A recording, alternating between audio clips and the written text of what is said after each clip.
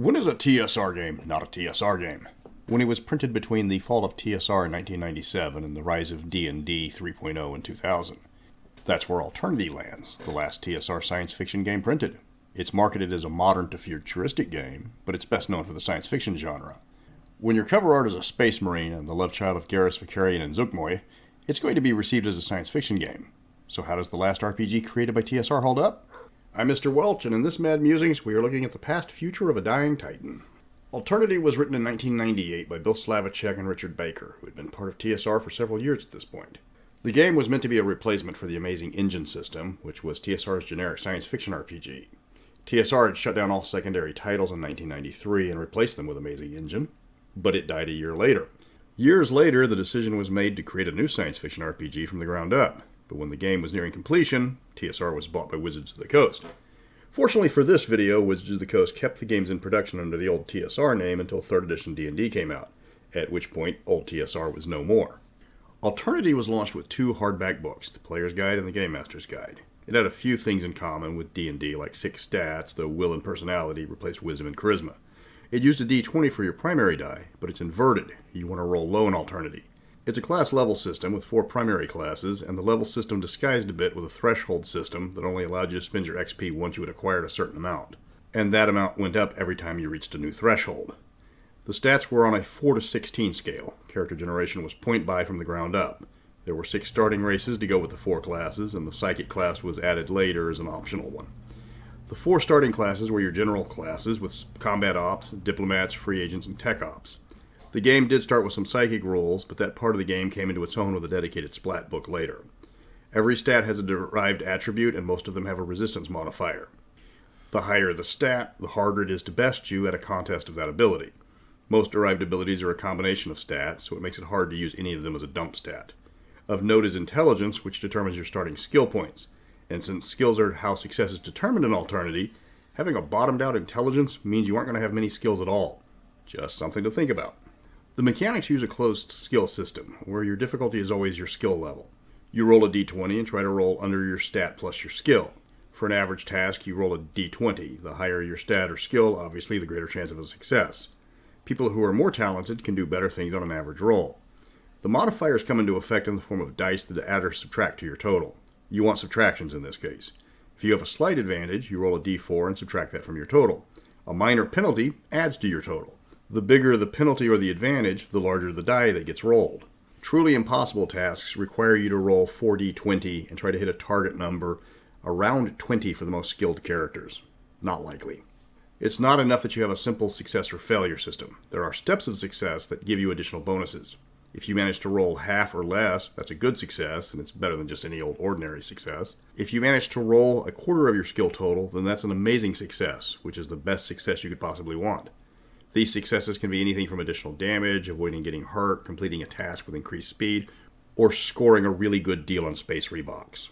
It was an interesting mechanic, completely original from anything TSR had come up with before, with their previous science fiction games being percentile-based like Star Frontiers, or just lifted completely from D&D like Buck Rogers.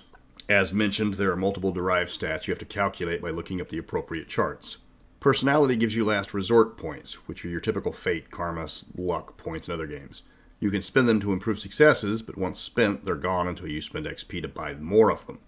And remember, you don't get XP until you've reached your level threshold. You will also find how many actions you can take a turn, up to a maximum of 4. Before you decide to go all in on your action points, there is a caveat. It's really hard to use all of them. When you roll initiative, you see which phase you start on, starting with an amazing phase down to the marginal phase. If you have 1 action, you can only go in the marginal phase. 2 actions let you go first in the ordinary phase and then again in the marginal phase. The only time you get to use all 4 actions in a round is if you roll the absolute best and wind up in the amazing phase. So what happens if you have 4 actions and only get a good initiative roll? Then one of those actions is wasted and you don't get to activate in that phase.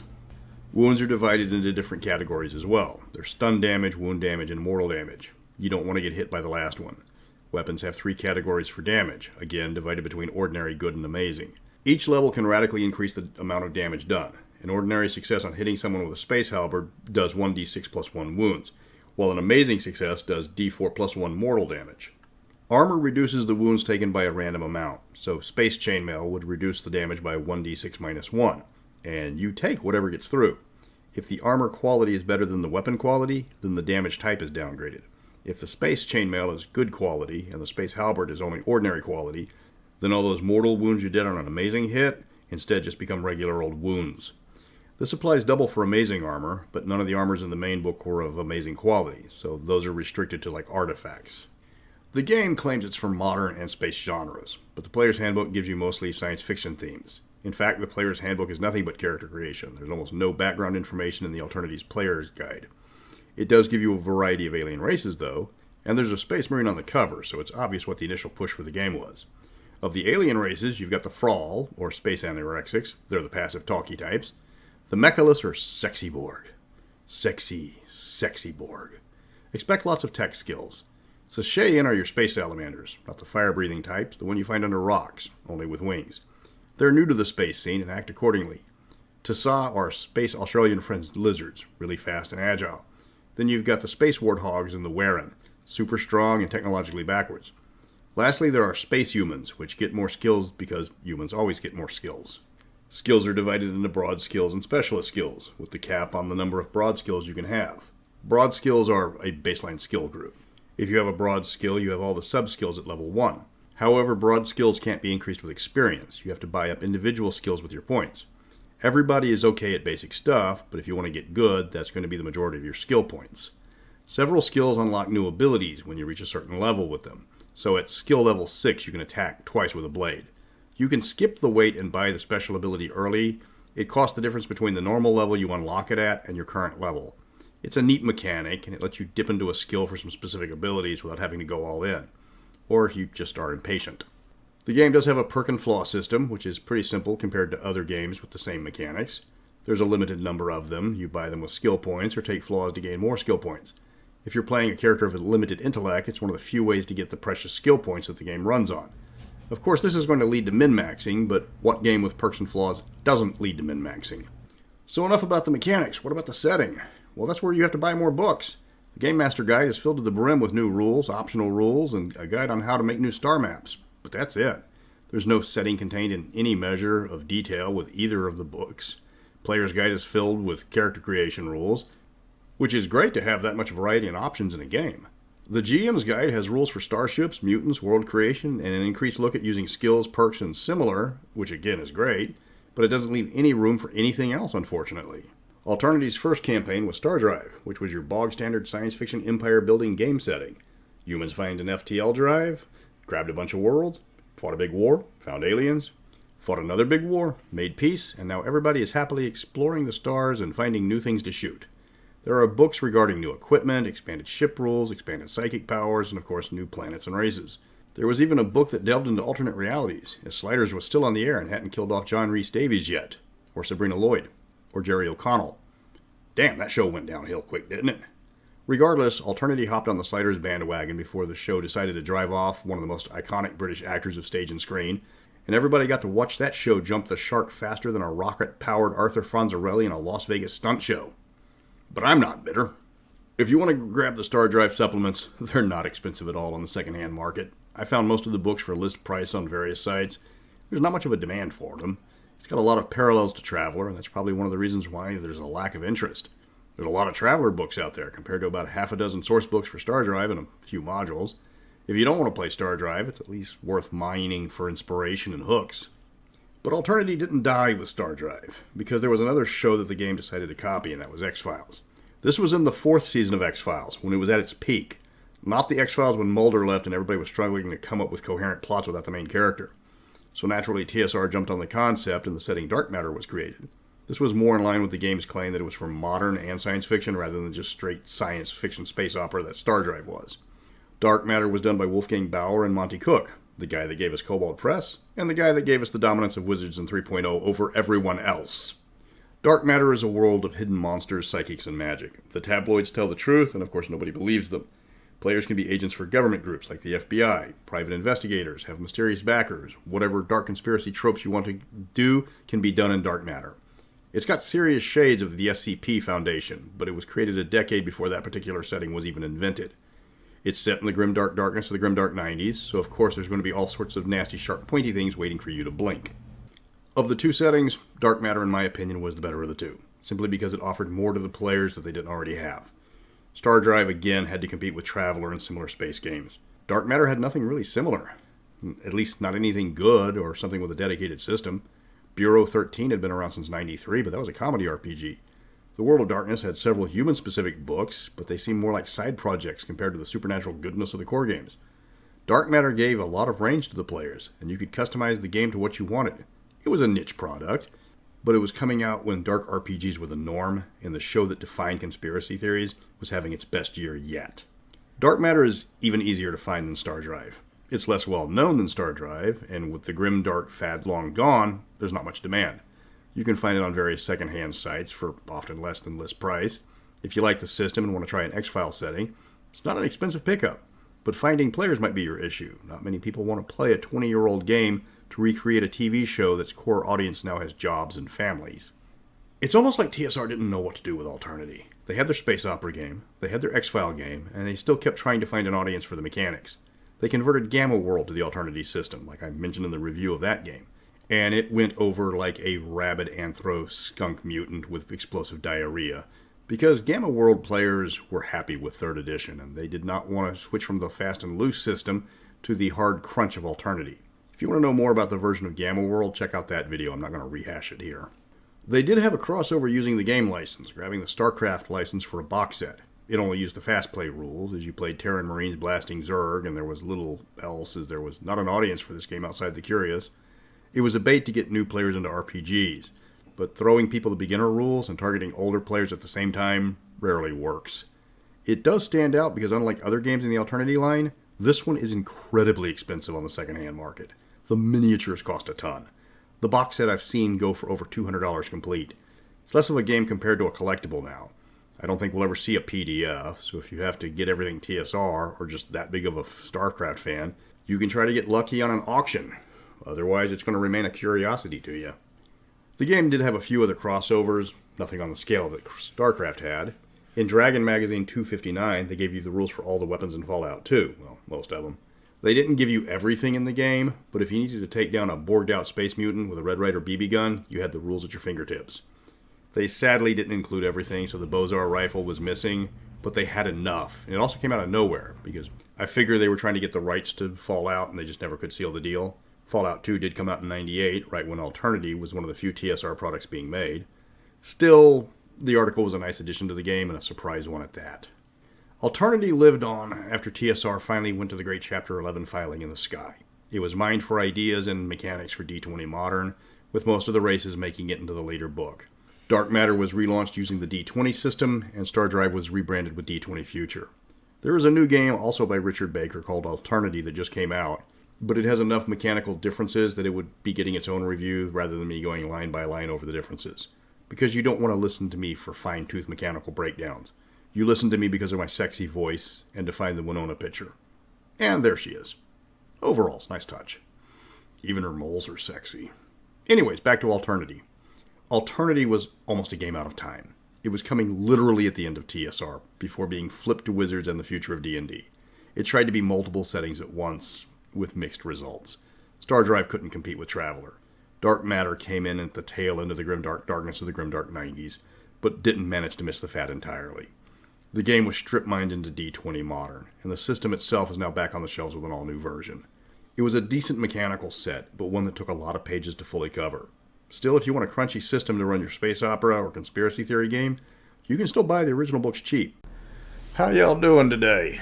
As you noticed, I'm using my real accent on this review, so you know what that means. It's time for a good old-fashioned Wild West showdown. Because in this Mad Musings, I'm hankering to take a look at Boot Hill, the third RPG to come out of TSR and the first non-fantasy game they put to paper. It went to 3 editions, 2 in the 70s and the last one coming out in 1990. Unfortunately, the game never did catch on with players, and we haven't seen a 4th edition in 30 years. So why did this one ride off into the sunset and TSR hitch their wagons to other titles? I'm Mr. Welch, and it's time to mosey on up to Boot Hill.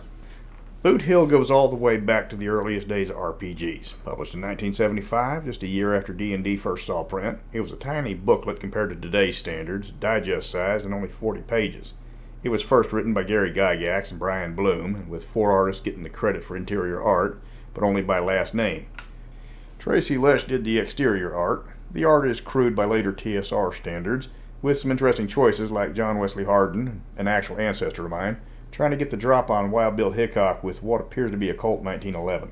So let's get this out of the way. First edition barely qualifies as a role-playing game as it's quite clearly meant to be a war game with all the rules and charts. The only thing even qualifying it to be an RPG is it does have a couple of non-combat skills, and I do mean a couple. You got rules for gambling and tracking. You got 4 stats: speed, personal accuracy, bravery, and strength. The game uses percentiles for everything, so your stats go from 1 to 100. You also got experience, which is another stat which serves more as a level system. Every fight you survive raises your experience by 1, and this increases your chance to hit.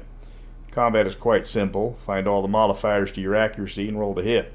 If you do hit, check the wound location if the results are either a reduction in strength or instant death. Ain't a complex system.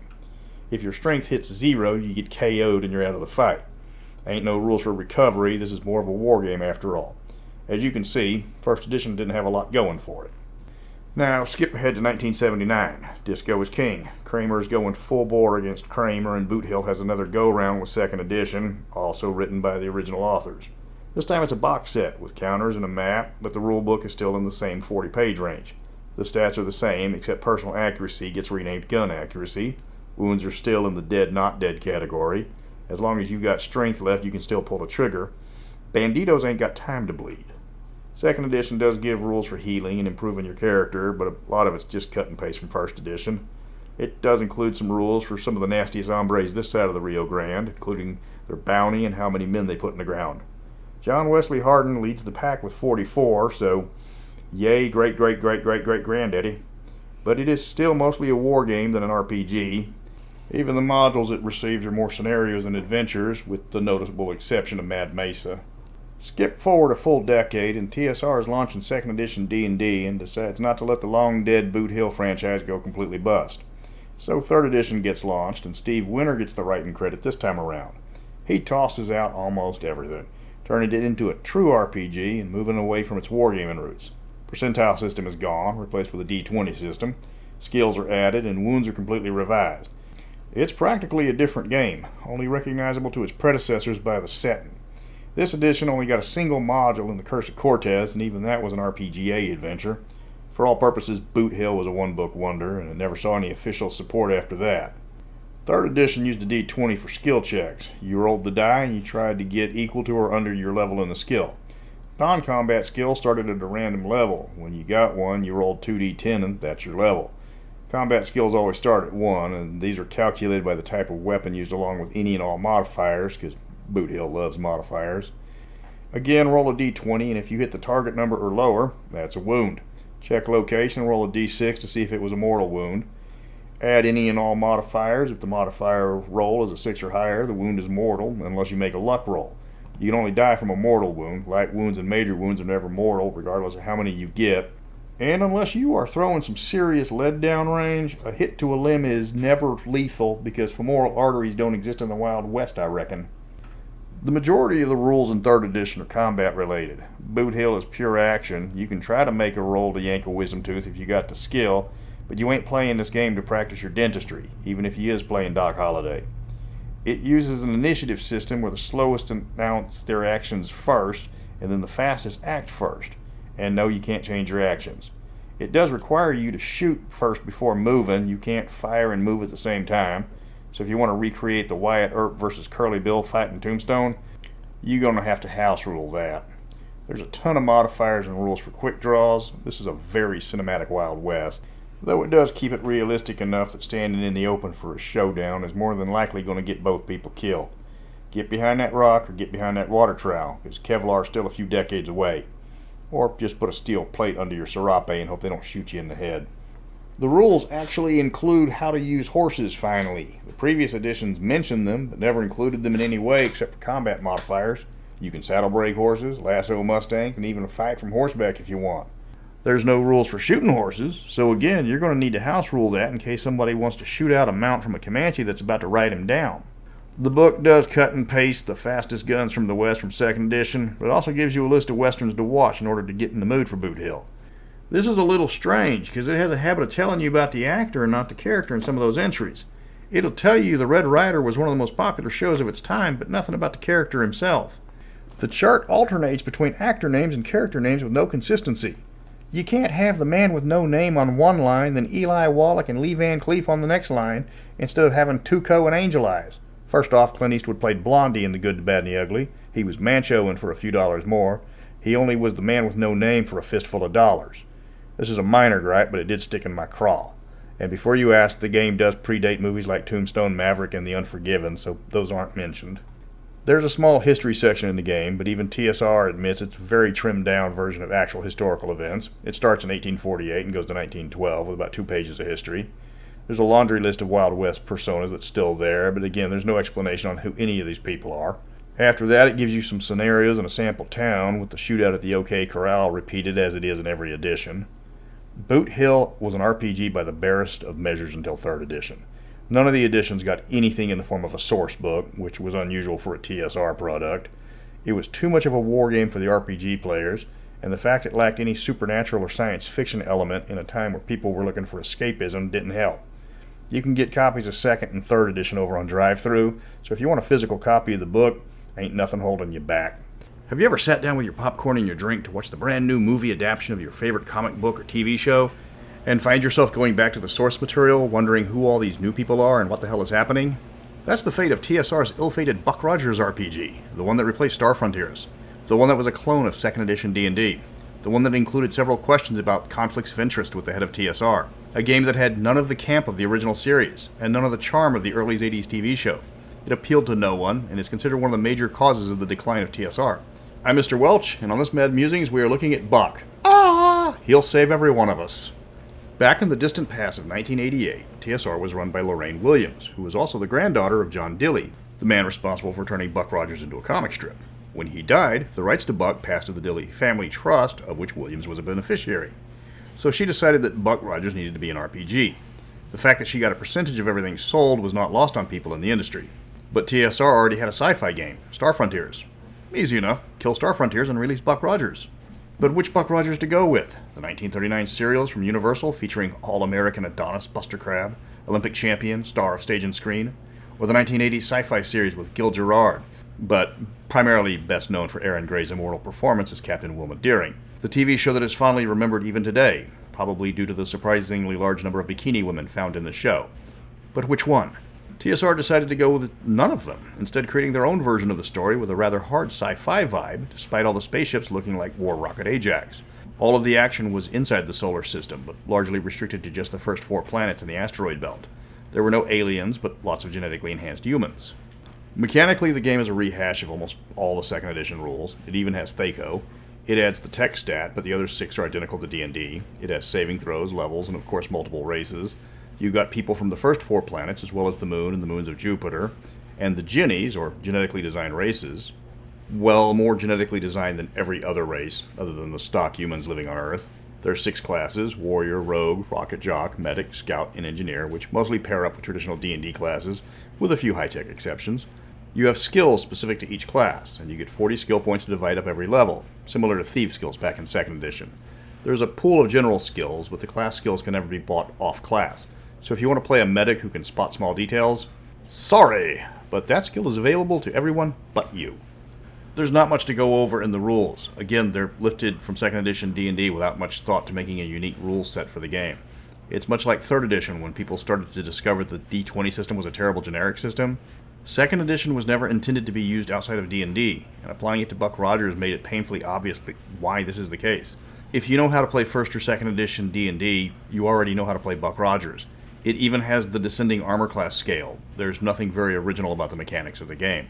You've got all the famous Buck Rogers characters. There's Buck, Wilma, Dr. Ewer, Princess Ardala, who looks less like the businesswoman they turned her into and more like a Deja Thoris cosplayer from John Carter of Mars. Sadly, there's no Twiki, no Hawk, no Dr. Theopolis, or Space Gary Coleman to be found in the game at all.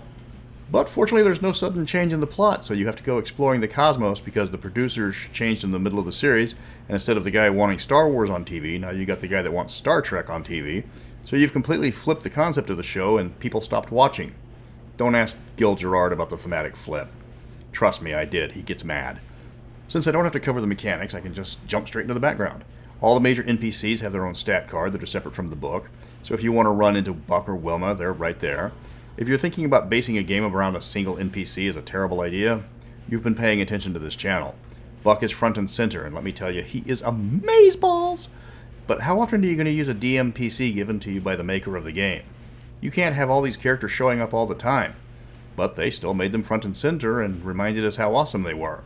Instead of just handling them like they did in the Star Trek RPG, where like Leia was with the party, but she was off doing princess stuff in the background and just there to chime in to remind people that she was there. And to kill a specific number of stormtroopers again to remind people that she was a badass. But she kept out of the spotlight at all other times. Not like Buck, who is intended to be used as early and as often as possible, it seems. This version of Buck uses the original name of Anthony, and he went into space in 1999 to stop a rogue Soviet killsat, but his ship got blasted and he went into cryosleep for 400 years. Same as the last two incarnations. Then he defrosts and finds the solar system under control of the Martian corporation RAM. Earth is subjugated, and Venus and Mercury are terraformed with lots of genetically designed humans everywhere. The war for the solar system is split between two forces. Neo, the new Earth organization, who are the plucky underdogs fighting a hopeless battle against RAM, the Russo-American mercantile group. Earth had barely escaped nuclear annihilation before Buck became a popsicle and put aside their nukes to work together, settling the solar system. But Earth eventually had a nuclear war, and RAM ended up controlling Mars, and then revolted and starved Earth of all the resources it needed, nuking them again to remind them who was boss. Neo was created to free the solar system from RAM's tyranny, but they were always losing, until Buck showed up. And that's where the party comes in. The characters are going to be operatives of Neo, and while not as awesome as Buck, are expected to handle the crap jobs that he's too awesome to do. They can be regular fighter pilots, soldiers, techs, or medics, but with the skill system they can branch out to be a little bit more specialized in your field. So you can have them be space janitors, space filing clerks, space gardeners, space bailiffs, or even space detectives. You get your gear, and then you go shoot bad guys. There's no aliens, but there's enough genetically designed life forms that there might as well be. I will give them props for that. These guys came up with gene-spliced abominations as shock troops decades before Hunger Games did. There is a real technological divide in how things are presented in Buck Rogers, and it's glaring. You've got things like moving cities on the face of Mars that would look completely at home in the Star Wars universe, but all the spaceships look like the Cyrene Penetrator from Star Control 2. Seriously, Accolade, Crystal Dynamics, whoever owns you now, you need to solve the rights issue for that game so it can be made into a TV show. The plot's already written. On second thought, they'll probably mess that one up like they did Halo. So, never mind. Forget I said anything. The art switches between harsh angles and realistic buildings to 1930s rocket ships. It was one of the major complaints when the game was first released, but considering all the other complaints that followed after reading the game, that's considered a minor one now. One major theme of the game was that of genetic manipulation. It was because of this that humanity was able to adapt to life on other planets, even in space. Getting your genes spliced is commonplace anywhere but Earth, which is a blasted wasteland after multiple wars where the population lives in absolute squalor, under the caring and watchful eyes of their Martian overlords. Most of the nations are gone on Earth, and the original cultures in other worlds are long forgotten. Venus might have been terraformed by the nation of India centuries ago, but after adapting themselves to live on that planet's still hostile environment, they haven't resembled their original human forms in quite some time. RAM has their fingers in most planets' affairs, and since they control trade, they can starve out planets if they get uppity, something that they constantly remind everybody of. A major part of the Buck Rogers setting are the Ginnies. While Mercurians, Venetians, Martians, Lunarians all have genetic manipulation, they're still human in appearance and can interbreed with stock humans. Ginnies were created in labs using DNA spliced with something else, and they can never pass for human, and they can only breed with Ginnies of their own kind. They're hyper-specialized in their role, and many of them can't survive outside the environment they were designed for. Tinkers are space gnomes in description and duty, designed for tunnel work and created with technological knowledge ingrained. They don't have a single piece of art depicting them in the core book. Workers are space cavemen, short, thick, and dumb, but great at following orders. They also don't have any art. Terrines are space psychopaths, created by splicing shark DNA with humans. They're massive, rather dense in every sense of the word, and again, have no art. Of the ones we do have art for, Delphs are dolphin-human hybrids, created underwater adventures and quickly dehydrating and dying in non-water adventures. Lowlanders are space lizards who live in the toxic environment of the surface of Venus. They can survive in acid clouds, dense atmosphere, and deadly heat with no problem. Of course, they sicken and die outside of it. Desert runners were created with dog and cat DNA to survive on the surface of Mars, though in their only piece of art, they strongly resemble Space Frank Zappa, but with hairier legs. Something I think Frank would be proud of. Storm Riders are half stingray and fly around the upper atmosphere of Jupiter and can't breathe normal air. Spacers are designed to obviously live in outer space. They don't normally wear clothes, can be easily identified by their silver skin, bulbous eyes, bald head, and their surprisingly impressive buttocks. They also can't speak and die if they don't get enough sunlight. So about half the Jennies aren't really playable in most campaigns because of their dependency on certain environments. The game produced several products, including source books on all the various planets as well as Neo and numerous modules, 2 gold box games that weren't bad. Impressively enough, the game designers were a who's who of 90s design, including Mike Pondsmith of Cyberpunk fame creating the system, Jim Ward and Kim Mohan, who were TSR heavy lifters and I've mentioned before on this channel, as well as Flint Dilley, who was Lorraine Williams' brother and is best known for helping write the G.I. Joe movie, the animated one back in the 80s, not the live-action abomination. He also created a large number of CDs for Mystara's second edition box sets. Frank Miller named Dilios from 300 after him. There was also a series of novels that were created in multiple modules. The game designers were top-notch. The system was familiar to players and the art was impressive. So what went wrong? For starters, there wasn't a market for Buck Rogers 10 years after the TV show ended, especially one that didn't look anything like the TV show. Most people couldn't pick Buster Crabbe from the 1939 serials out of a police lineup at this point, but the game tried to make it a strange fusion between the two. Everything that people remembered from their childhood about Buck Rogers was missing from the RPG. No Twiki, no Starfighters, the Draconian Empire was absent, and the shrine to everything 80s that defined the show wasn't in the box set. When people thought of Buck Rogers, they thought of Twiki dancing, Hawk brooding, Wilma shooting people, and Princess Ardala seeing how much skin she could show off on broadcast television. Not rocket ships mixed with Mad Max and Outland. Rocket ships were Flash Gordon's territory. Getting Buck Rogers can be difficult. Because of the licensing issues, you won't find it legally on any PDF site. And the licensing is very apparent. You won't find TSR written on the books. Instead, everything is copyrighted Dilley Family Trust. The box sets go for about $100 where you can find them, if you can find them intact. Many of the modules you can find in older game stores, still in shrink wrap at regular price, where they've sat there since the early 90s. The setting books go from $30 to $50 used, but there's not really much of a demand for them outside the collector's value. The game was sandwiched between Alternity and Star Frontiers, and few people remember it for good reason. So that wraps up Buck Rogers. Wait a minute. Williams tried again after the first one was canceled early for poor sales, and that one sold even worse, and they still kept making it? That's right, listeners. TSR tried again just years after the failure of the first Buck Rogers. Now they were fully embracing the Buster Crabbe serials. Everybody was back. Buck, Wilma, Ardala, Killer Kane, Dr. Ewer, they were all back. Everybody except Buck's youthful, brave, and inexplicably indestructible sidekick Buddy. Because that's what you need in every good pulp adventure. A 5th grader to follow you around and generally make your life a living hell as he nearly gets you killed countless times because he's a bloody 10-year-old in a war zone. But you can only laugh at his childhood antics because otherwise you're going to be writing a really uncomfortable letter back to his parents explaining why the funeral is going to be closed casket. So on second thought, maybe leaving Buddy out of this was a good idea. The mechanics are pretty simple. There's 4 stats: strength, aim, bronze, and health. You rank them in order, so you go from best, better, good, down to okay. Then you get a skill for each stat and a bonus skill for your best stat. Skills give you an extra die to your die pool. It's an action point system. You get 3 actions on your turn, with some activities taking multiple action points. When you do something, you roll your dice pool, which is your stat level plus 1, plus any skills you might have. Hit the target number and you succeed. You can gain XP chips through play, and you can either spend these to raise skills, but mostly just to improve your die rolls.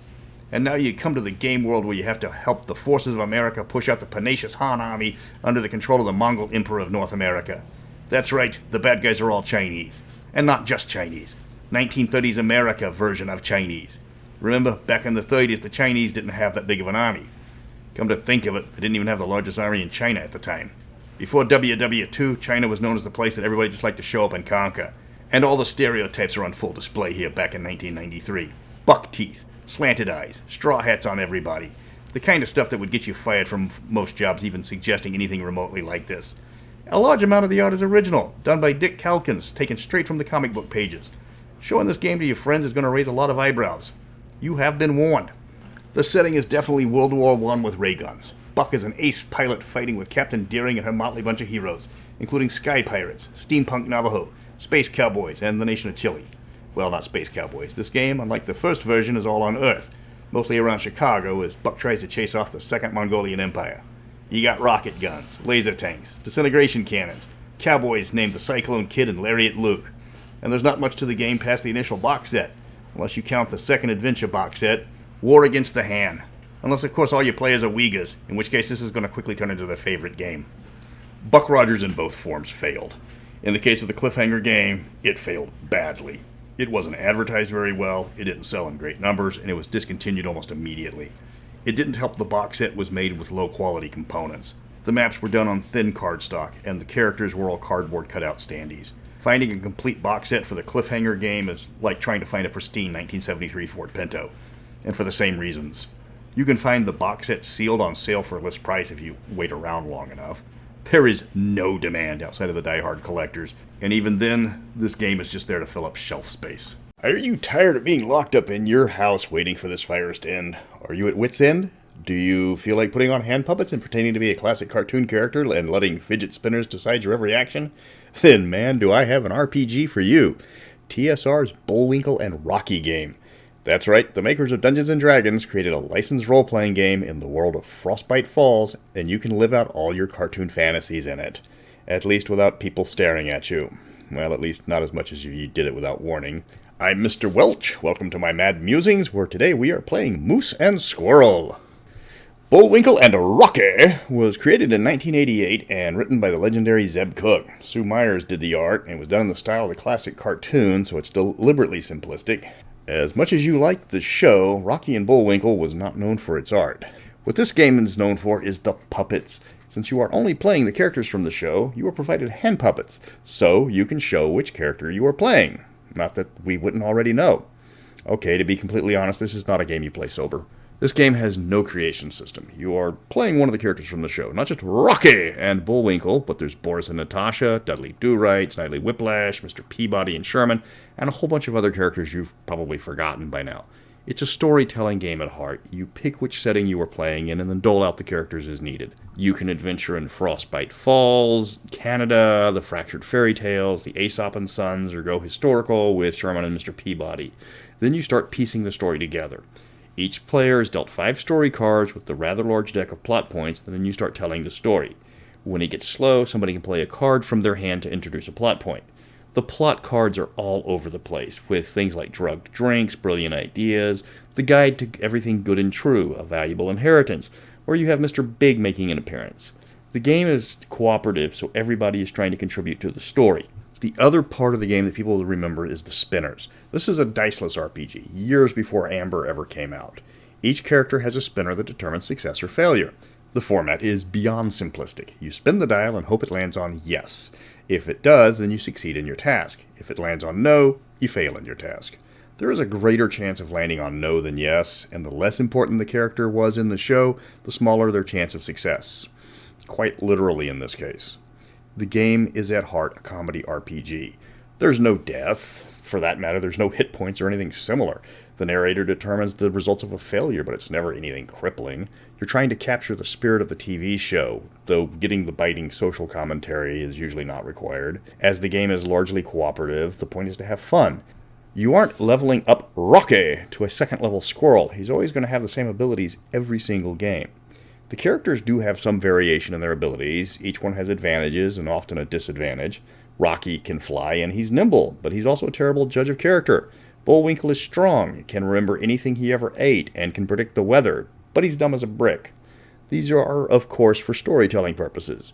If you're trying to power game an RPG that has you wearing a hand puppet, maybe you need to rewatch the part where I tell you not to play this game sober. The rules aren't complicated. The rulebook itself is only 16 pages long. Remember, this is TSR, the king of bloated rule systems.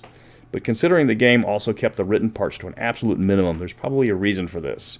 The rest of the books are a setting book, which is also equally brief, covering Frostbite Falls, and there's another book consisting of plot ideas to play with. There are some funny props, like diplomas from the Ukrainian School of Lockpicking and a diploma from What's a Matter You, but again, these are just props, they're just for fun. The game itself is easy to find. It's not in great demand. You either have to be a massive Rocky and Bullwinkle fan, and you're collecting it for that reason, a TSR completionist, or you're looking for a decent game that you can play totally blotto without worrying too much about looking silly. Unless you're playing Sherman and Mr. Peabody and you decide to resolve some daddy issues right there in the front of the entire store as you decide to go into self-therapy and explain to your hand puppet pseudo-father all the mistakes he's made raising you and you've never earned his love despite all your attempts to please him. I am sure that helped Chris out in ways that he no longer needed to address, but let me tell you, that was a bit jarring for the rest of the players at Frontier Games. But I digress. If you want to go out and buy a copy of Bullwinkle and Rocky, it's on eBay, brand new, for about $25. The problem is it's about a TV cartoon that started in the 50s. And it's been out of the public eye for some time unless you watched that movie a few years back that no one will admit they watched. I mean, how many Gen Xers are showing this cartoon to their kids, or the boomers to their grandkids? If you have fond memories of the show, it will take you back to your childhood, but it's a tough sell to younger crowds. Unless you just want it for the hand puppets and spinners, in which case, it's a steal. This is one of the shortest Mad Musings I've done, if not the shortest. Bullwinkle and Rocky is deliberately simplistic. There's no expansions. There's not a nuance for a game about a 60-year-old cartoon character. You put on the hand puppets, you draw the cards, you spin the spinners, you weave your story.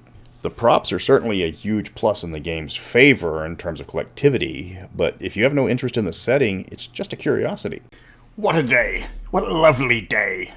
Today's Mad Musings is looking at Gamma World, TSR's post-apocalyptic game with 7 different editions. This is the game with everything you want for an after-the-crash setting, though often in different editions.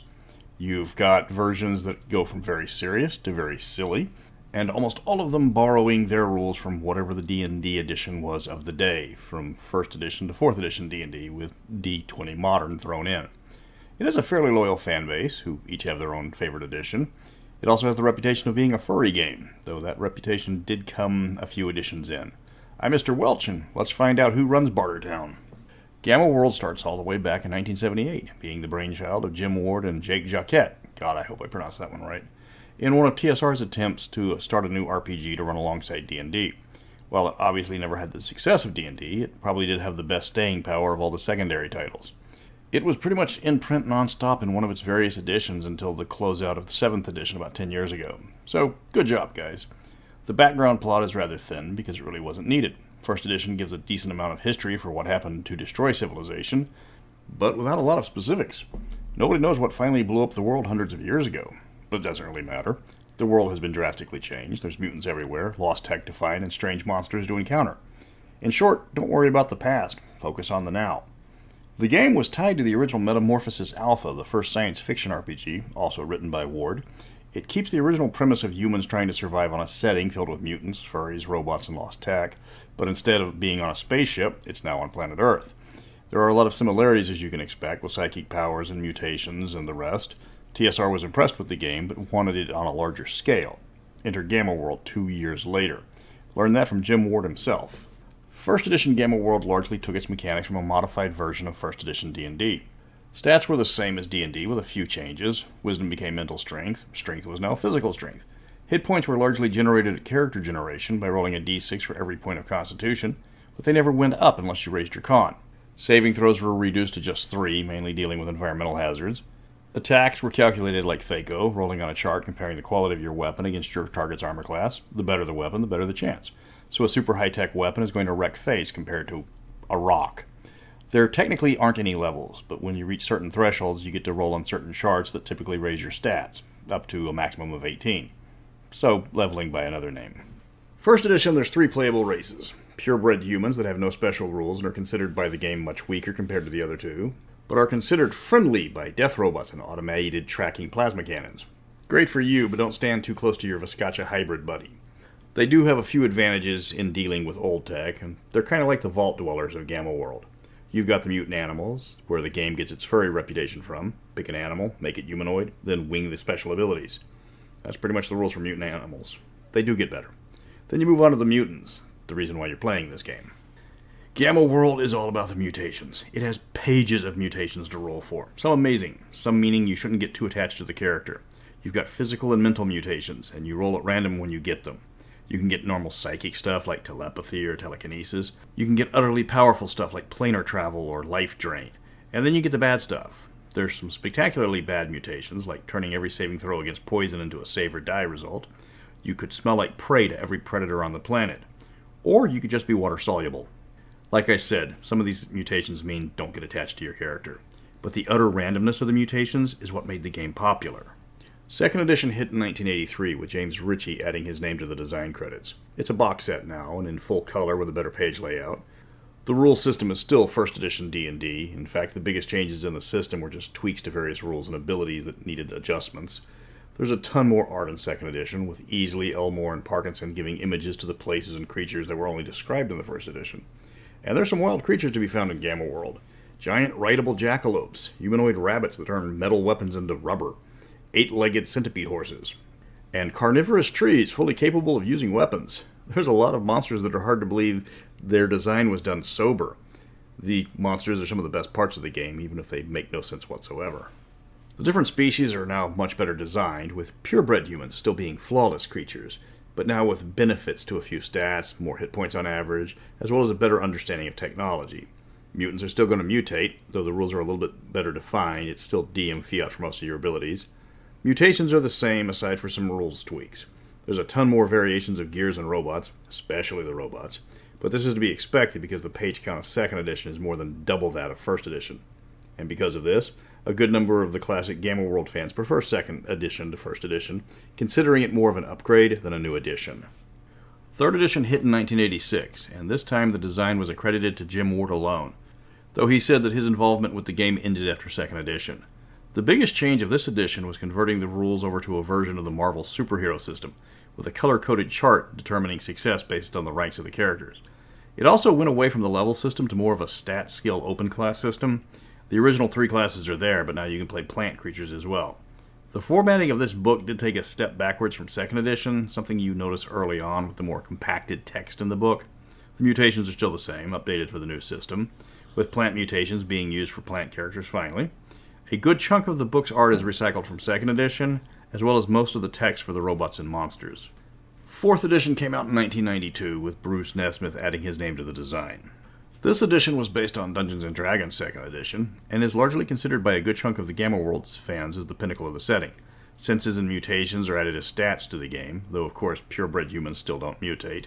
The races are more defined, with mutants/humanoids now called altered human.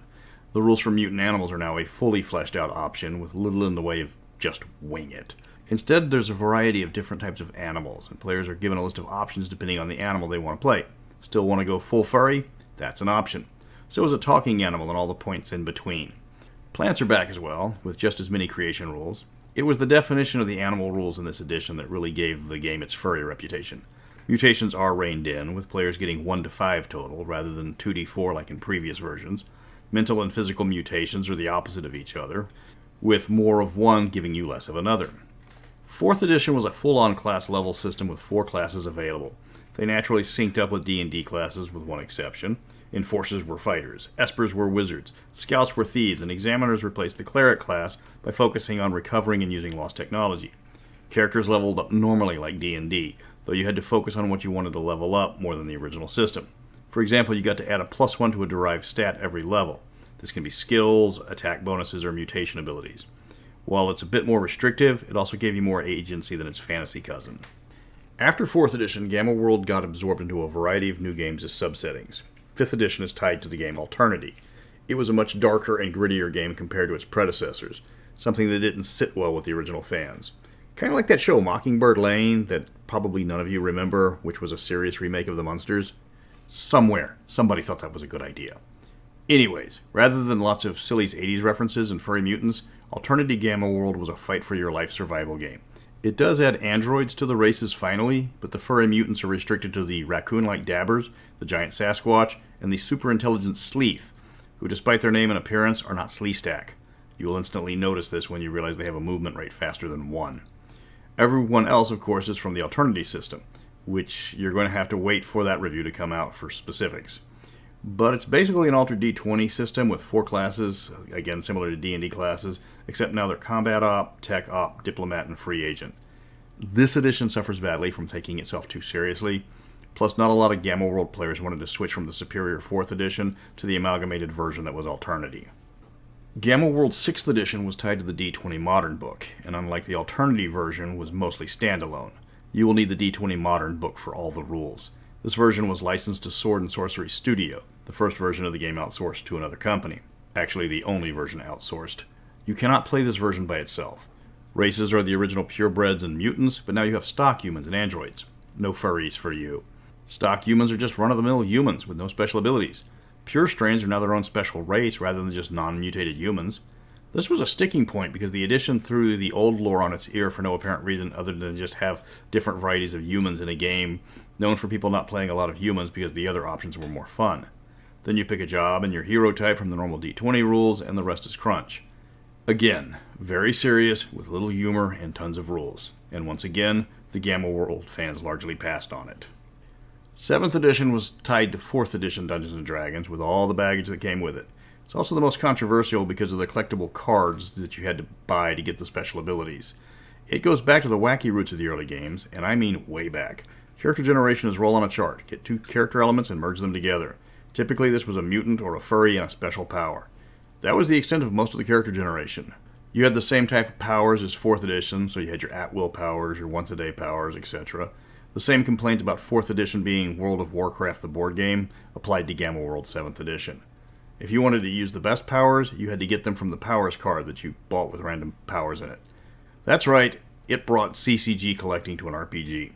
Despite this drawback, the game did have a strong following because of the ease of play. Just roll up a character and jump in. You never know what you're going to get. The allure of Gamma World was the scavenger lifestyle the players would be forced into. This was equal parts Mad Max, Tank Girl, and Six-String Samurai. The world didn't have to make sense. Killer kangaroos versus Karate Buddy Holly and his katana? Go for it. You could find the lost city of Beneath the Planet of the Apes.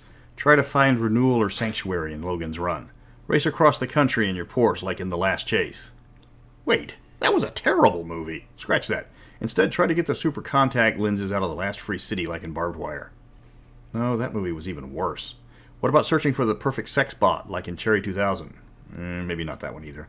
Instead, you could drive your super truck through the desert wastelands in search of the futuristic paradise of Albany, like in Damnation Alley. Okay, that one was just stupid. Look, just head to the beach of what's left of Los Angeles and defeat the evil fascist surfers like they did in Surf Nazis Must Die. The point I'm trying to make is there is a ton of bad post-apocalyptic movies you could steal from for Gamma World stories, and most of your players wouldn't even know, or even care if they did know about it. Just stay away from A Boy and His Dog for source material. That one was a little too squick even for me. Gamma World's focus is all about the scavenging regardless of whatever edition you used. The world ended at a very high tech level, but most of the survivors were blasted back into the Stone Age. But not all.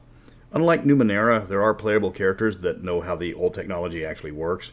There's even towns and fortifications that survive the war somewhat intact and still maintain a level of advancement.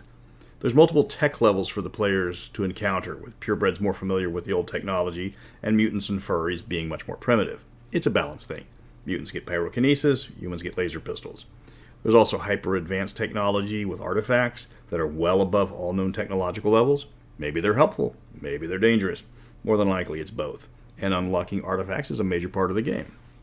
As I've mentioned, the game has a sliding scale of silliness to seriousness. If you want to play a game, you're going to have to decide what kind of game you want to play. 7th edition is almost random chaos, with characters being just a concept with a power and everything else is done randomly. 6th edition is deadly serious, with more of the wilder creations left out and a lot of nasty things waiting to kill you. All of the editions are largely compatible with D&D or the parent game of the edition, especially the Alternity version. The 1st edition Dungeon Master's Guide even had rules for converting Gamma World characters over. If you're going for a game similar to Fury Road or Book of Eli, you probably want the more serious editions. If you like Deathstalker or Wizards, go with the earlier editions. Finding the editions aren't that hard. They're almost all reprinted on the Guild, and bear in mind there's not a lot of support outside the core rules for most of the editions. 7th edition you can actually find in a lot of stores for half price. There's not a lot of demand for it. There are 7 editions, like I said, but no edition got more than 6 supplements or adventures. There's a lot of support online for the game, plus more than a few articles in Dragon Magazine, and some dungeon adventures as well. Of the Gamma World fan sites, Post-Apocalypse Forge is probably the largest, even if it looks like it was made back in the 90s. Still, a website still using frames is oddly appropriate for a Gamma World website. No matter what edition you want to use, there's going to be some support for it. Gamma World survived because the background wasn't that important. There's no overarching Gamma World subplot. The world blew up a long time ago and now you're just living in it. There's no timeline explaining what happened that's official. In fact, the cause of the Holocaust often changed edition to edition, with multiple interdimensional rifts being the cause in 7th edition. You can make it whatever you'd like. The featured city in each edition tended to change, with Los Angeles, Seattle, and Pittsburgh all taking turns in the various editions. Everything was left for the DM to figure out, and even then, you could just run Monster of the Week and be happy. That was the charm of the game. It was left up to your imagination. They gave you the apocalypse, now it's yours to fill in all the details. In the 1980s, Marvel Comics asked a lot of questions through their stories about racism, personal responsibility, civic duty, ethics, and who would win, Hulk or Thor. The Marvel Superhero RPG answered exactly one of those questions. The game was one of the biggest hits TSR had during the 80s, one of the most successful licensed products in RPG history. Sadly, like most licensed product, the license expired, which meant the game expired. But its legacy remains, and the game itself is kept alive on the internet. So what's the secret behind this legendary game? I'm Mr. Welch, and welcome true believers. Marvel was at its pinnacle in the 80s. DC was still in the doldrums until 86, with The Dark Knight Returns finally coming out, but Marvel was going from strength to strength. Characters that are now considered cliché and worn out were still new and fresh. There are more iconic story arcs from that decade than I can mention in a single video. Frank Miller's Death of Elektra, Claremont's Days of Future Past, Dark Phoenix Saga and Inferno, Simonson's X Factor and New Mutants, or DeMatteis's Kraven's Last Hunt. That was Marvel Comics during their peak, and it made sense to turn all of this into an RPG. During the 80s, there were only two main superhero RPGs. Villains and Vigilantes was lighthearted, fluffy, and easy on the rules. Champions was designed for people who felt they didn't have enough math in their lives. Marvel fit right in the middle, with a lot more power and options than Villains and Vigilantes, but it had a lot more flow and it was easier to get into than Champions. Plus, it had the advantage of using popular pre-existing characters that players already knew and wanted to play. Mayfair had pursued the Marvel license, but TSR beat them to it, and Mayfair instead settled on the DC RPG, using the rules that eventually gave us the Underground game that I have already reviewed. Marvel Superheroes, the Heroic RPG, came out in 1984, with the advanced game hitting 2 years later in 86. Jeff Grubb designed both versions, and Steve Wintard got the writing credit for both as well. Initially, critics called the original game simplistic but fun, but it was designed for players who wanted to throw down and use one of the numerous pre-generated superheroes. In 1986, when the advanced version hit, the game's popularity exploded. Marvel didn't want custom-created characters in the basic set, but they accepted TSR's wisdom and demanded it in the advanced version. Both companies talked to each other about how the game should progress, and both of them came to realize that the other one was right on certain points, and the game benefited greatly from their ability to work together. The game would last until 1993 before being redone using the Saga system. But during its creation, it released dozens of books, and there was a new update almost monthly in Dragon magazine. This was easily TSR's biggest title behind D&D in terms of books produced and money generated. The game gave players exactly what they wanted. They could fight using Marvel superheroes, or they could create their own. The mechanics were heavily focused on combat, something that the critics said made the game a one-note system only good for beating up on each other. Players countered with, "Exactly," and kept beating up on each other. While the writing during the 80s was top-notch, readers still wanted to see superheroes going wham, bam, and kapow. TSR read their audience, and their audience was grinning ear to ear.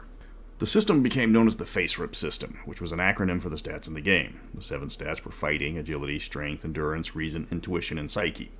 These were rated with descriptions instead of numbers, though you just rolled up a number and saw what description range the number fell within.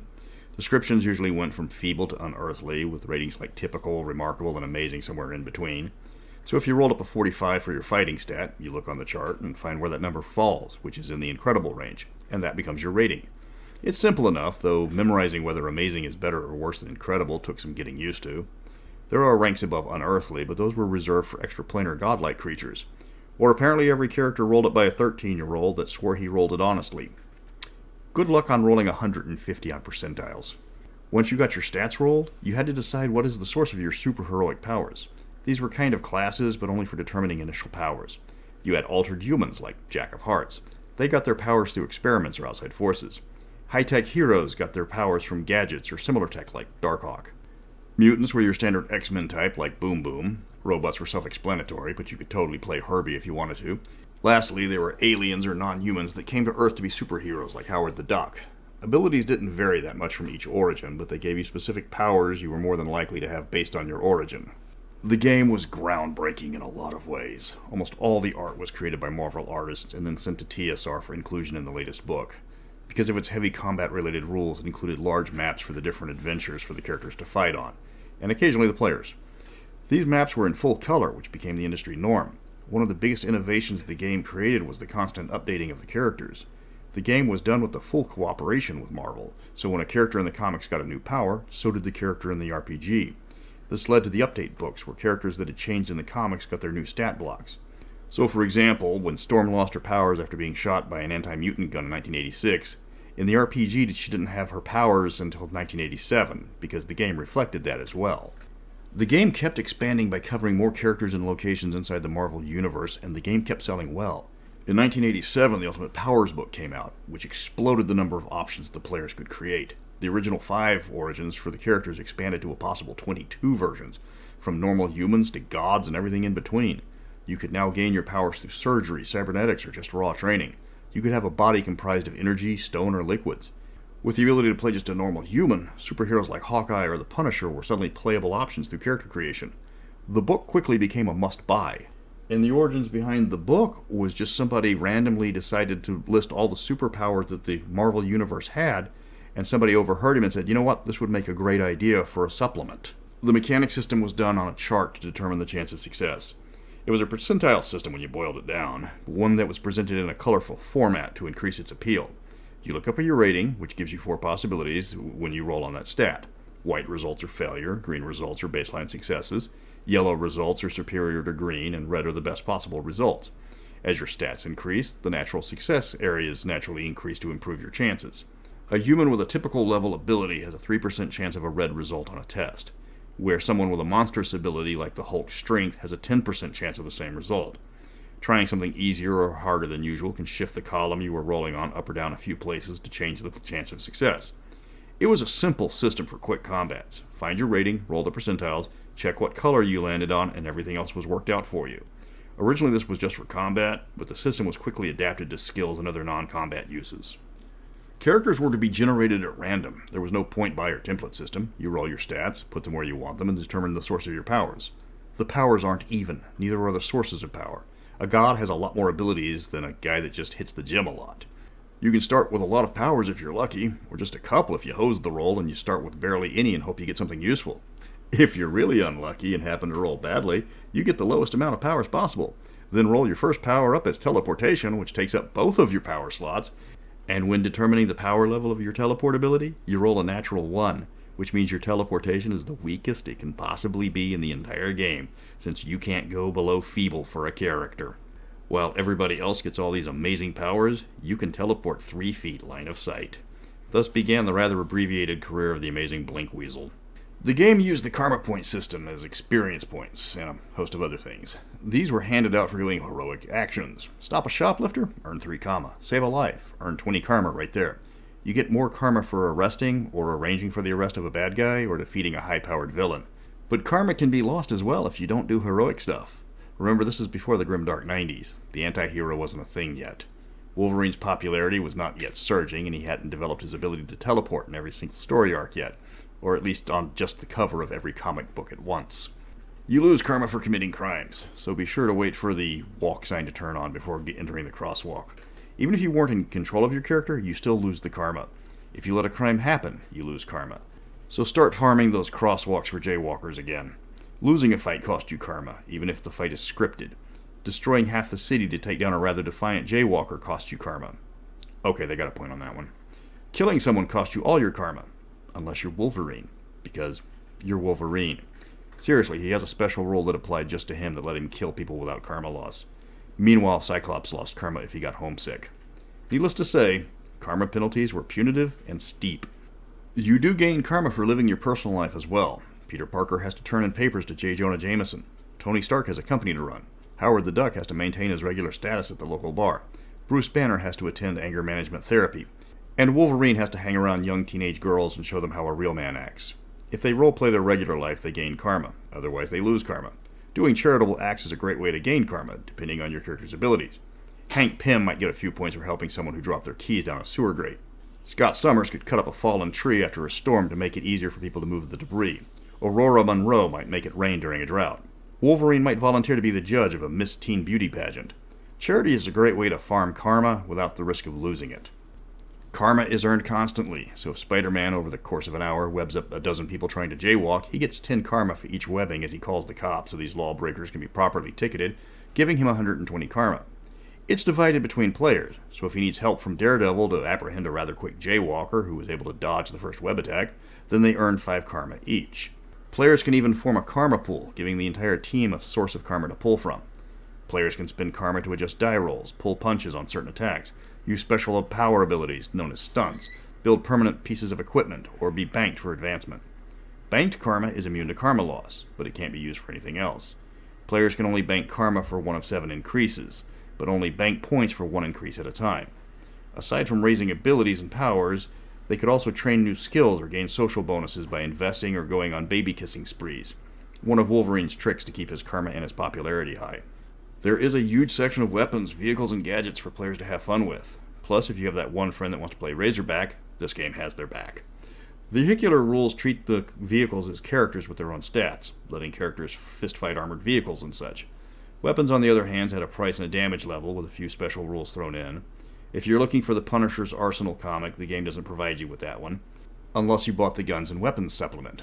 All of the Marvel vehicles you expect are there, including the Helicarrier, Fantastic Car, the Blackbird, and the Quinjet. I'm sure the Thanos copter is in one of these books, but I couldn't find it.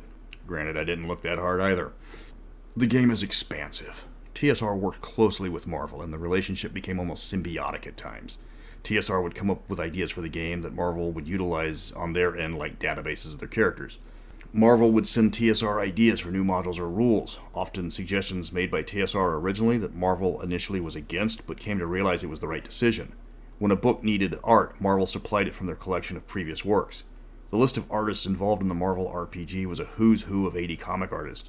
John Byrne was heavily involved in the art, including drawing a module cover that was only ever used for the game. The list of Marvel legends involved in the RPG was extensive. A partial list includes Joe Sinnott, Mark Grunwald, John Buscema, Joe Rubinstein, Ron Friens, and about 20 more that I don't have time to list. The popularity of the game was in no small part to the commitment to putting everything in the comic into the game. You want to play Doctor Strange? The rules for magic go on for pages. The Punisher has charts of gear to pick from. Hawkeye can concentrate on raising his skills as well as getting custom arrows and to let him try and keep up with the power of Iron Man, Hulk, Captain America, and Wonder Man.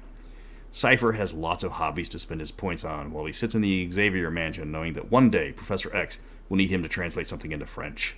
Since Wolverine doesn't have to worry about losing karma because he has the well-earned reputation of being a creator's pet, that means he has all the karma he needs to acquire things like jewelry and clothes, to give to the latest 14-year-old cute mutant girl that joins the X-Men after Kitty Pryde, Jubilee, and Laura Kinney turn 18 and he no longer wants to be around them. The support behind Marvel superheroes was incredible, easily their largest supported line behind D&D. They released a book detailing every major and minor character in the Gamer's Handbook of the Marvel Universe, a book that kept going with yearly updates. There were dozens of modules, multiple box sets, and the game featured New York so heavily in their adventures, you could construct a halfway accurate map by connecting all the maps from the various supplements together. Every major group got their own source book, the game got a monthly update in Dragon Magazine. The Villains book gave you reasons why certain villains always appeared in different heroes' adventures. Your custom characters could even earn their own arch enemies, like Spider-Man had with Green Goblin and Doc Ock, the Hulk with the Abomination and the Thinker, Reed Richards with Doctor Doom and Kang the Conqueror, Tony Stark with Mandarin and Jack Daniels, or Wolverine with Sabretooth and Children's Protective Services. The legacy of the Marvel superhero game continues today. Though TSR lost the license and tried to improve the system with the Saga version, Marvel Superheroes RPG was lightning in a bottle. No other RPG of the Marvel world has ever even come close to its popularity. The complexity was perfect for people who wanted to pit Stiltman against #1 fan and see who would win. It was playtested for the intended age group initially and proved incredibly popular. Then it was given to children to playtest, and they loved it just as much. The system might have just been roll percentiles and consult a chart, but that's what the fans wanted. They didn't want to spend hours like Champions did to make a character. They didn't want to have long conversations over dinner about modern-day social politics. They wanted to throw cars at each other and non-lethally rip Hydra agents to shreds with chainsaw blades that popped out of their knuckles. Because karma loss and all that. Collecting the entire set is going to be difficult. Because first, it's not available for POD anywhere that I could find. And second, it's a lot of books. The box sets are naturally going to be expensive, and that's if you can find a complete box. There's several websites that have kept the game updated for the last 30 years, so that's your best bet if you want to play this game. The game was the perfect intersection between two hobbies, and its continued popularity is a testament to all that. But until then, whose idea was it to turn Jubilee into a vampire? Seriously, I know Marvel is heavily criticized for recycling their plots and just getting lazy and flipping characters, but this has to go with one of the worst character arcs ever. Well, except for Spider-Man selling his marriage to the devil. That was pretty bad. Oh, and Gwen Stacy having the Green Goblin's kids and then hiding them from Peter Parker, and that's the reason why the Green Goblin killed her. That one was also really bad. Or Captain America turning out to be a secret Hydra agent. Like when they turned Iron Man into a secret agent of Kang the Conqueror. Yeah, we don't talk about that one either. Or the Clone Saga. Are we even admitting that one ever happened? Or Civil War 2, which actually did the exact reverse and made people hate Captain Marvel even more. Okay, so maybe Jubilee being a vampire wasn't as bad as I said it was, but let's be honest, Marvel writing has really gone downhill since the 90s. The problem with nostalgia is it only lasts until you remember more than just the good stuff. That's the problem with this Mad Musings, TSR Star Frontier. Despite people remembering it being one of TSR's core games, the actual shelf life was minuscule. There was only 2 official source books released before TSR did an aborted attempt at a second edition. Then the entire game was scrapped for Buck Rogers. Despite its brief run, it's still fondly remembered by a lot of older players. But was the game that good, or was that just the nostalgia goggles talking? I'm Mr. Welch, and it's time to blast off into Star Frontiers. Star Frontiers debuted in 1982, with the entire game credited to TSR staff. There were multiple adventure modules written for it, but only 3 rule supplements. Alpha Dawn contained the starting rules and everything you needed to play. Nighthawks followed a year later and gave the game rules for shipbuilding and combat, something sorely lacking from the original book. In 1985, Zebulon's Guide to Frontier Space Volume 1 arrived, which completely revamped the rules and became kind of a second edition for the game. Despite the Volume 1 tag, that was the last rulebook Star Frontiers would ever see, and the game died in 1985. The rules were a percentile system, similar to Top Secret. You had 8 abilities rated up to 100, though most players capped at 75 to start with. There was a large variety of skills, with the skills rated from 1 to 6, with each point increasing the base chance of success 10%. The technical skills also had the built-in penalty with the complexity of whatever you were working on. The more advanced the device, the less chance of the success. One major part of the game that worked against it was the availability of the races. For a high-adventure space game, there were only 3 playable races outside of humans to start with. Ground combat in Star Frontiers was strange, as armor consisted of energy shields. There was a different shield for each type of damage, and you'd only have one shield on at a time. Switching shields took several turns, so if you have your albedo shield up and the bad guys attack you with inertia weapons, unless you spend 5 turns switching out your shields to the damage type, you just had to suck up the damage. However, since your health equaled your stamina, and your stamina could reach up to 100 points, unless you get hit by some of the heavier weapons, you can tank several shots before you were in danger of going down. Nighthawks added more dimension to the game when it introduced shipbuilding and combat, as Alpha Dawn's approach to these rules were pretty much just wing it. The book goes all in on everything spaceship related, with the first 22 pages devoted to just building the ship. The ship design does have a unique quirk, is that the ships are built like skyscrapers, with the artificial gravity pulling the crew down towards the engines. There's a fair bit of crunch as you have to allocate space and power, and there are extensive rules on ship maintenance. One particular aspect that is hammered home is the overhaul, as most ships the players are going to acquire can only jump a few times before the ship has to go down for repairs. The combat rules are fairly complicated, and like regular combat, you need the right shield for the right weapon. Compared to the fairly simple rules introduced in Alpha Dawn, the ship rules can be a bit jarring. There's a decent amount of rules on mining if your characters decide that's the campaign they want, and there is some background information on the setting. If your players just want to blow things up, the book does present several scenarios that are meant to be run as a war game instead of an RPG. Zebulon's Guide to Space came out 2 years after Nighthawks and completely retooled the system to be more like the popular face rip system from Marvel superheroes. The book is more than a bit controversial among Star Frontier fans, because for all practical purposes it was the start of 2nd edition. Characters from Alpha Dawn are not compatible with the Zebulon rules, and TSR never gave players a conversion guide. It added 4 new races, giving the setting 8 playable races and the always evil Sathar as the villain race. The skill system also used the popular face rip mechanics of colored charts, with skill level determining difficulty rather than the skill rating being the actual difficulty. It introduced cybernetics and psionics, though cybernetics were expressly mentioned to be fleshed out in Volume 2, which of course never came. Zebulon gave the setting a much-needed timeline in history, something it jumped into with pages of background. It doesn't give any real information on the origin of the original 4 races, it just gives the modifiers for them in character generation, and then you have to go back to Alpha Dawn for the explanation of the abilities. So while you know the home planets of the Mechalon or the Huma, the Vrusk and Dalasites are barely mentioned in the new rules. There's information on the various factions and corporations for the Star Frontier universe, but any further adventures or rules died with this book. Star Frontiers was TSR's answer to Traveller. It had a decent rule set, if a bit bland with just percentiles determining everything. The lack of a background hurt it compared to the lore-rich settings of Star Wars or Traveller.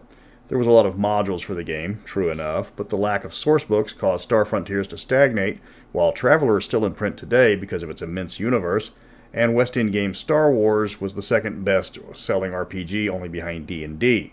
People remember the Larry Elmore art more than the actual game, and Larry's work on the cover art was some of the best art TSR ever made.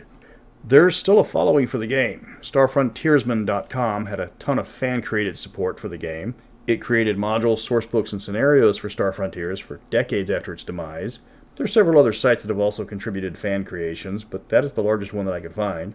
Unfortunately, Wizards dropped the IP hammer on the website, so a lot of the links and articles they maintain have been taken down, and you'll have to search for the various Dragon magazines and the like for those.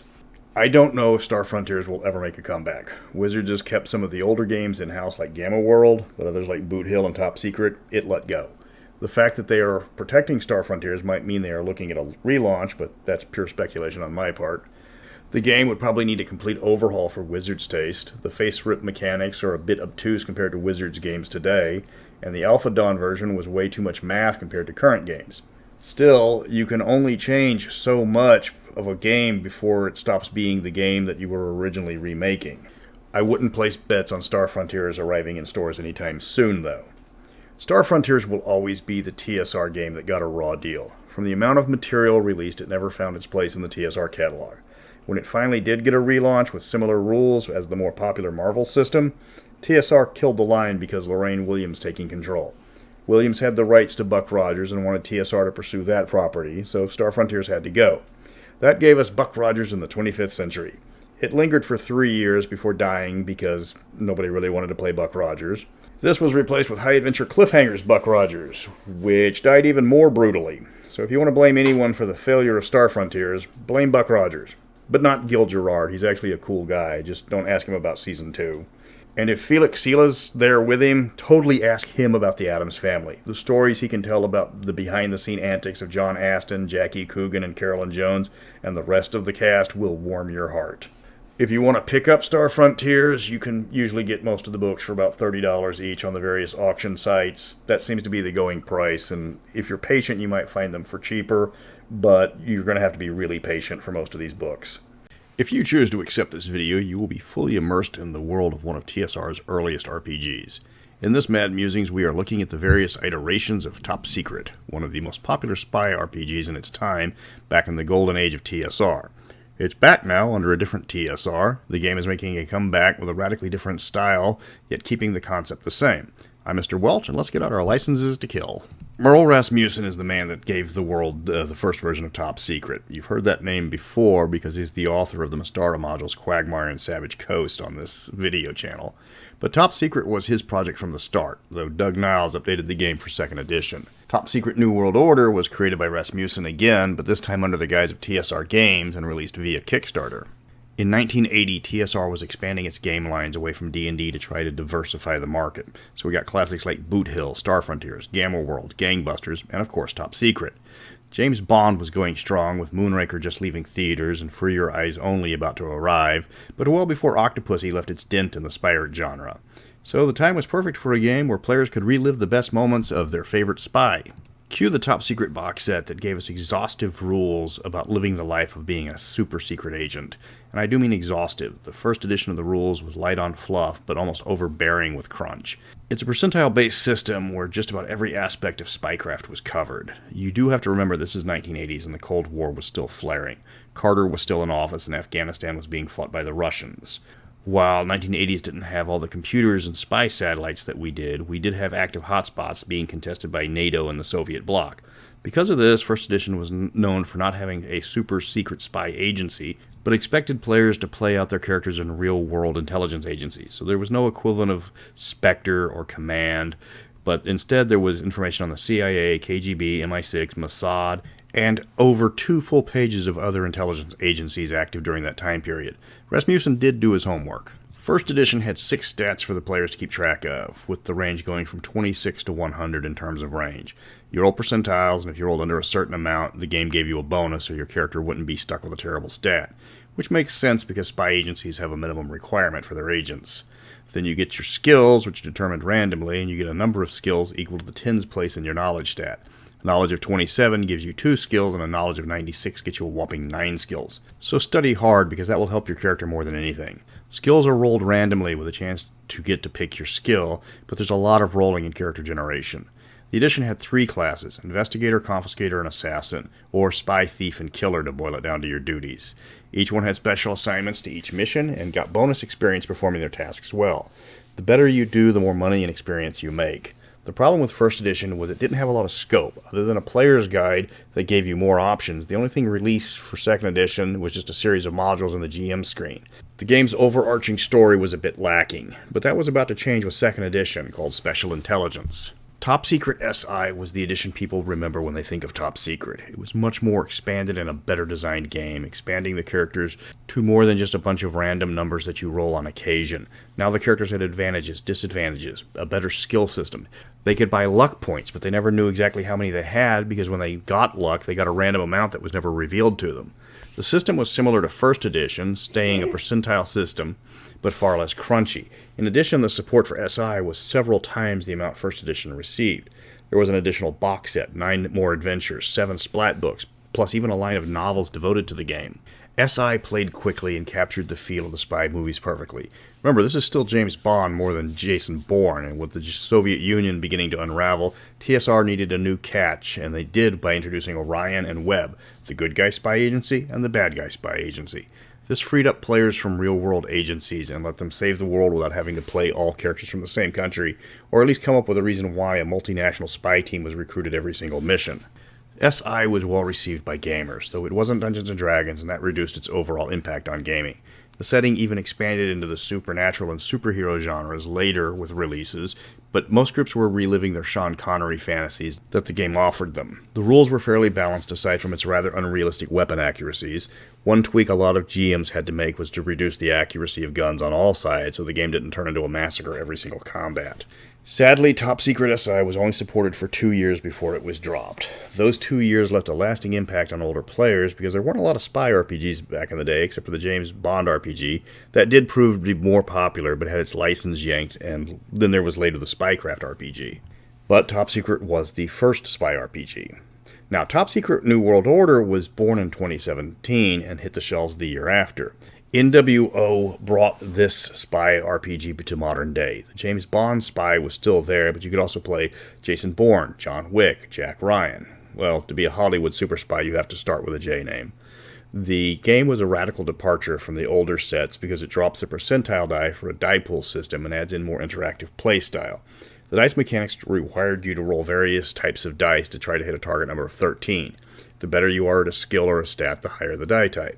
If you max out a roll, the dice explode and you get a bonus. If you roll a 1, bad things happen, including increasing the target number for future rolls until you can roll it high enough to reduce that penalty back down. It's a tried and true method, but just like the Deadlands mechanic, which were very similar, the chance for criticals are actually higher the worse you are. Now, the reviews on NWO have praised the game for its unique take on spies, as well as updating the setting to modern day. So now you have the internet and drones, and the entire global spy game has rapidly changed. Orion is gone, replaced with Icon, though the groups serve the same purpose. The critics of the game have pointed out that the layout of the books are terrible, and the mechanics are confusing because there's no GM section explaining how to adjust die rolls. Do you add dice, change the die type, change the target number? I don't know. There's large sections that need to be expanded on to make more sense, so you know the difference between a D4 screwdriver and a D10 screwdriver. More books can be helpful, but a reprinted rulebook seems to be what is needed. If you want to get Top Secret NWO, it's currently still in print. You can pick up Second Edition for not that much. I don't think there's a PDF version of the game, though. Most people seem to prefer Second Edition. It is fondly remembered for a reason. First Edition was largely a starting point, but it was largely eclipsed by its superior follow-up. That concludes Top Secret. In its time, it was a fantastic game that sadly didn't age well because of technological and geopolitical changes.